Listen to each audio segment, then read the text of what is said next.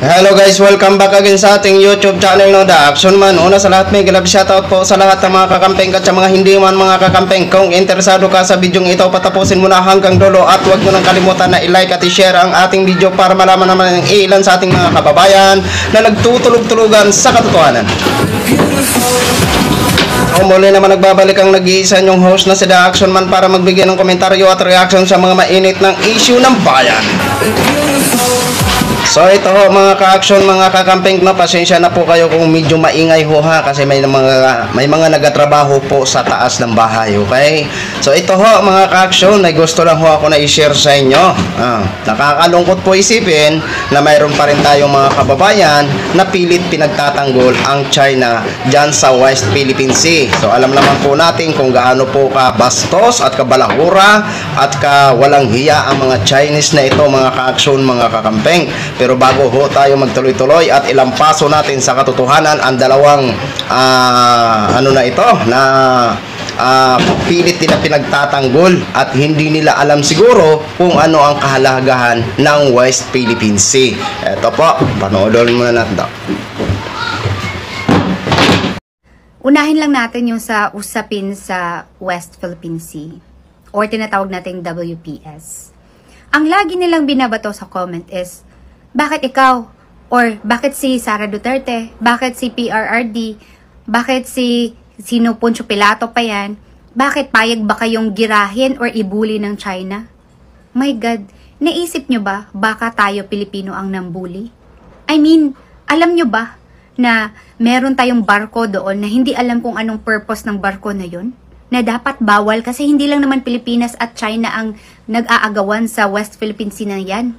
Meron pang ibang bansa, 'di ba? Tapos iniisip nila binubuli yung Pilipinas. Bakit kaya baliktarin kaya natin?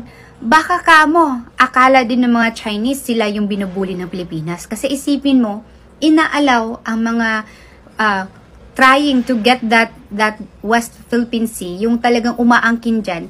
Inaalaw lang is yung mga pagkain, 'di ba? Pero napag-alaman na may dala-dalang pang-construction, para ano 'yun? Diba, iniisip ba yan ng mga kumukontra ngayon sa Duterte, sa China, at saka sa SMNA? Tapos, alam mo yun, pag sinabi mo na may point ka, sasabihin nila, ikaw na ang gumera sa Pilipinas. Alam yung mga argumentong pambata na alam mo, asan ba yung utak ng mga taong ito? Talagang, meron ba ito sa matinong pag-iisip? Kasi parang puro drama at pabebe at pabiktim lang ang alam. Alam nyo, hindi tayo under sa China. During Tatay Digong administration, hindi tayo under sa China. Si Tatay Digong is nakipag-negotiate lang both sides for good terms. Yun po ang ibig sabihin noon. Hindi po tayo under sa China. Pero kung patuloy na maghahamon si BBM sa China, yan na talagang tinatawag na under tayo ng China. Dahil bakit? Uulanin lang tayo dito ng mga missile. No? Hindi yan pinaramdam ng China na under tayo ng China. Ang China ay tumulong sa ekonomiya ng Pilipinas. Ang number one investor dito sa Pilipinas ay mga Chinese community, kung hindi kayo mga bangag at bulag. Ang China ang malaking asset na investor dito sa Pilipinas. Ngayon kung ang mga Chinese community magsialisan dito sa Pilipinas, ano na lang ang mangyayari sa ekonomiya natin? Mas lalo tayong babagsak. Gets nyo? Yan mga sinusuot nyo, yung mga binibili nyo sa TikTok, sa tingin nyo, saan galing yan mga kababayan? Mga bangag. Sa China galing yan, mga bangag. Lahat na nabili nyo yung cosmetic dito, mga equipment sa pamamahay, at ano pa dyan, mga damit, galing China yan. Di ba nakakahiya naman sa balat nyo? Na sabihin natin na under ng China, no? Hindi yan pinaparamdam ng mga Chinese community sa atin. Although may mga makaliwang grupo sa mga China na panig dito sa mga dilawan na naghasik ng dilim dito sa ating bayan, no? Like for example noon mga pulburon, di ba? So yon, lahat ng yon napigilan yun ni Tatay Digong, no? Nahuli yun, kitang-kita sa entrapment operation at kitang-kita natin yung realidad, yung authenticity ng kanilang operation. Unlike dito, bigla na lang, no? Sa checkpoint pa, nahuli. Di wow. So yun na ho mga ka-action, mga kakamping, no, napakinggan na po natin ang kanilang pagpapaliwanag. Una-una doon sa babae, Miss, sana mapanood mo ito at matauhan ka sa mga sinasabi mo.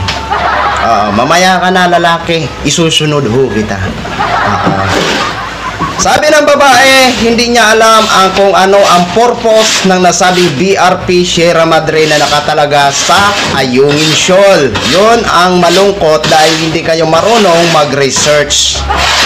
Basta lang kayo kasi kung ano-ano agad ang mga sinasabi nyo. Ito pong nakakalungkot na may mga kababayan tayo na basta-basta lang na nagsasalita sa social media na hindi alam kung ano ang kahalagahan ng BRP Sierra Madre sa Ayungin Shoal. Okay?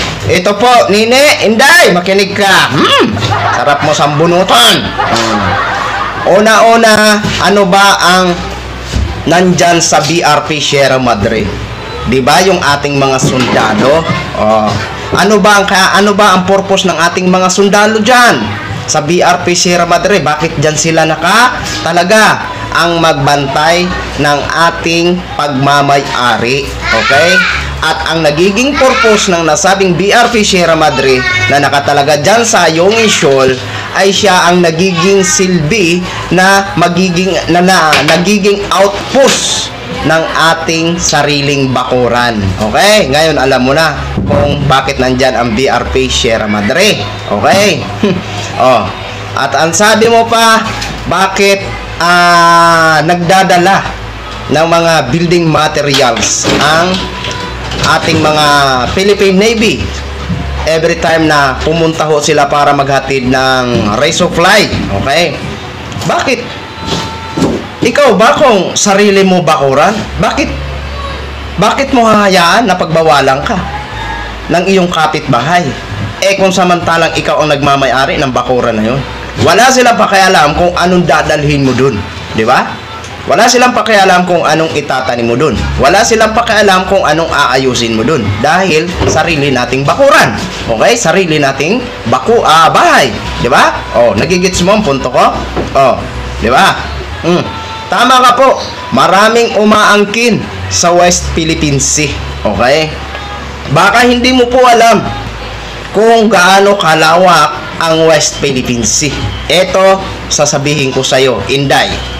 May lawak po ito na 200 nautical miles.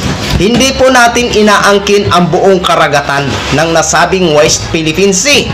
May mga lugar ho tayo na tayo ang nagmamay-ari at tayo ay may papilis na tayo ang nagmamay-ari sa part ng West Philippine Sea. At yun lang po ang pinoprotektahan ng ating mga Philippine Navy na nagbabantay dyan. Diba? Nagigits mo ba o hindi? Diba? Marami nga ho ang nag-angkin ng mga bansa. Pero ang agresibo na mag-aangkin ay ang China. Diba? Na kung tutuusin tayo ang may-ari ng mga part na pasok sa exclusive economic zone. Ngayon, alam mo na kung anong kalaga ng BRP Sierra Madre. Ha? At kung alin lang ang ating inaangkin. Dahil sa atin po yan. Ha? Pinanalo po yan ng dating presidente na si Noynoy Aquino. Ha? At tayo ang pinaburan ng court ng international na kung saan sila ang namamagitan sa usaping pangdagat.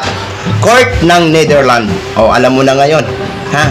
Kaya bago ka dumakdak, mag-research ka. At doon naman kay Dodong. Dodong, sana mapanood ko po ito. Sobrang ingay mga guys, pasensya na ho kayo ha. Ito mga Dodong. Ikaw Dodong, makinig ka. Ang sabi mo, hindi under ng China noong mga panahon ni Duterte. Sigurado ka ba? Sigurado ka ba sa analysis mo? Tika, ha? Sariling atin ang pinagtatanggol natin, ha? Sarili natin. Okay? Paano mo masabi na hindi under ng China noong mga panahon ni dating Pangulong Duterte? Na kung tutuusin, naging sunod-sunuran si dating Pangulong Duterte, di ba? Anong ginawa niya? Nakipag-agreement siya na hindi alam ng Pilipino. Hinayaan niya na mangisda ang mga Chinese dyan sa sarili nating exclusive economic zone. Di ba? Oh, paano mo masabi na hindi under? Kung hindi ka ba naman si syunga-syunga mag-analyze. Ang ginagawa ngayon ng administrasyon ay pinoprotektahan at pinagtatanggol ang sariling atin. Di ba? Ngayon sasabihin mo, under ang administrasyon ngayon? Paano naging under ang administrasyon ngayon?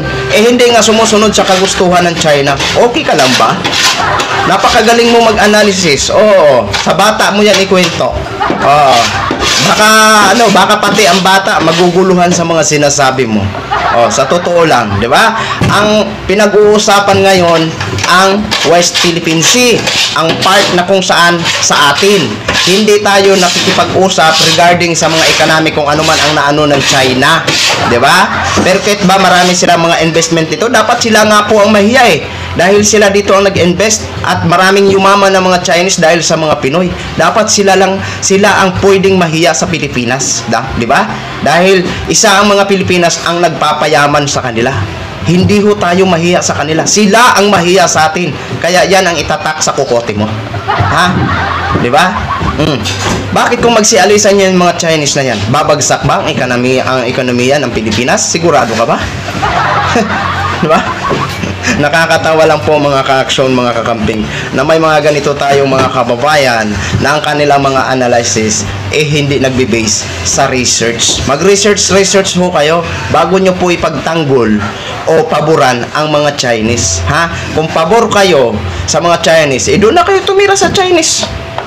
Wag na kayo dito sa Pilipinas, doon na kayo sa China tumira. Kung hindi ba naman kayo mga syunga-syunga, 'di ba? Dapat nga ho mag-full force tayo diyan. Walang kulay-kulay dahil sariling bakuran natin ang pilit na inaangkin ng China. Ha? Sana mapanood niyo ito nang sa ganun matuto ho kayo. Ha? Mag-research muna kayo bago kayo dumakdak. Nakakahiya naman sa inyo. Okay? So yun lang ho mga ka-action, mga kakamping, no? Gin-share ko lang ho sa inyo. Maraming salamat po sa ating mga viewers, Luzon, Visayas at Mindanao, all over the world. Ako po ang inyong lingkod, si The Action Man. Have a good day, everyone. Beautiful.